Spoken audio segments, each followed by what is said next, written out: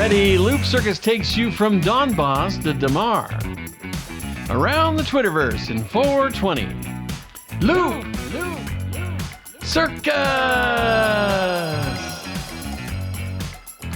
Greetings from the middle of everywhere. I'm Ronnie Hayes, and this is your 420-ish Twitterverse update. Stay with us for this week's Once Heard Can't Be Unseen Loopcircus Peekaboo, where we learn the truth about the great bird replacement. In the global view, all eyes on Beijing as the Winter Olympics are underway, albeit in a no-nonsense COVID bubble. This makes for less than exciting television, and the ratings show it. Put that in a lockbox. Eyes are also on the Russia-Ukraine border as it presently bristles with Russian troops and hardware. U.S. and NATO leaders are sounding the alarm of an inevitable Russian invasion. In Kyiv, citizens are preparing to fight should they have to, but also seem confident Russians will not take such a drastic action. Many believe Vlad the Putinator is fomenting a massive bluff in order to negotiate favorable terms for their continued security. Some believe Putin takes cues from Beijing, as a Bloomberg article cited an unnamed Chinese diplomat raising the possibility that Xi Jinping asked the Putinator to delay major offensive till after the Olympics. Of course, the Kremlin calls this fake news. In America the Beautiful, podcasting is getting a turbo boost from controversy generated by Spotify's $100 million golden egg-laying goose, another former reality show host, Joe Rogan. Rogan is currently deleting episodes that make him appear a racist, domestic beer-swilling institution hater, just shy of QAnon. Although recent anti-vax episodes will most likely stay, he'll soldier on with those 2-hour rambling, unedited conversation where he's just asking questions. Most likely, Spotify will stand behind him, and Joe probably figures he's shown enough contrition to the hordes of PC Nazis and cancel culture warriors. But I'm not sure this will end as hunky-dory as Spotify would like. See, their main raison d'etre is music, and several high-profile artists known to hold collectivist views have decided to remove their wares from the streaming service. If the bleeding ends with Canadian artists, Spotify should come out relatively unscathed. But the fact remains, they gave Joe $100 million when the venerable legion of musical artists are lucky to get checks made out for chump change. Sometimes even enough for a mocha latte at Starbucks. Don't be surprised if Spotify ends up with a cadre of libertarian podcasts, Ted Nugent and Travis Tritt. Not that there's anything wrong with that. Go!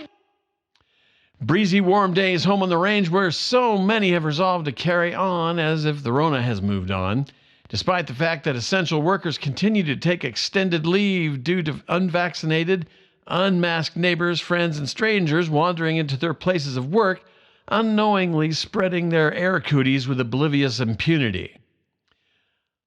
All good. We will, as a species, learn as much as necessary to live with the endemic Rona, but for now, it may be wise to keep your head down to the extent you can a while longer. We may not be in the same boat, but we are definitely all navigating the same choppy waters.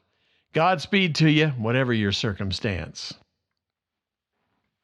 And here at the fort, the feud between singer-songwriter Ward Davis and the Hayes Police Department has escalated.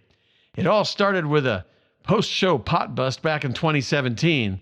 The resulting social media tete-a-tete has been super entertaining to many a fan. And in the time-honored spirit of never letting a run-in with the law pass without milking it for publicity, Davis is fomenting a coup.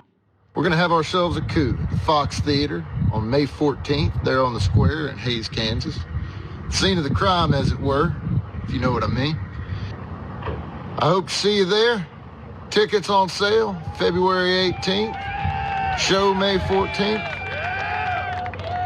See you soon, Hayes. In sympathy for Uncle Joe, don't go to Twitter. That is if you want to feel sympathy for anything. Of course, It was just as bad before the 2020 election. U.S. presidents seemed to inspire hateful verbal ugliness from all those brave keyboard warriors compensating for a lack of loving kindness in their own lives. Of course, the nearly 2 years of public health lockdowns, vaccination, and mask mandates aren't helping. Millions and millions in desperate need of a hug. Hang in there, Joe. The Donald survived it. So can you. And finally, at Twitter's San Francisco headquarters, 2022 kicked off with a startling revelation. Protesters converged on the tech giant to red pill them about the true nature of tweeting birds. Twitter employees were shocked to learn that those fluttering, twittering, seemingly biological entities converging in flocks, perched on utility wires, torturing house cats, are really surveillance drones. These people are mad as hell and they're simply not going to take it anymore. Now, before you write this off as just another batshit fake outrage like QAnon and the war on Christmas, get this. Hundreds of thousands of Zoomers, sick and tired of the petty bickering of predecessor generations, are willfully holding up a mirror to the ever-growing absurdity of U.S. culture wars.